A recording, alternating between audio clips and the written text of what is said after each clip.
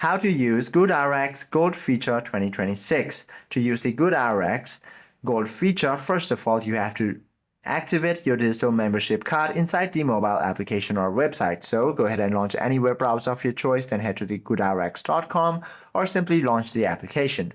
Once you open it, you simply have to tap on the Gold tab, or you should be able to find these options just like this. You simply have to tap on this and then tap on the Get Started option. From here, you can also add your family and look up the medications and compare the tiers and filter by the pharmacy as well. Then at the checkout, you simply have to alert the technician and then provide the billing codes and pay the cash price. You can also manage mail order delivery. You simply have to select the home delivery and choose the mail order feature within your Gold dashboard for eligible chronic medications, and also upload your prescriptions and confirm your shipments. Hope this video helps you out a lot. If you have any questions or queries, do comment down below.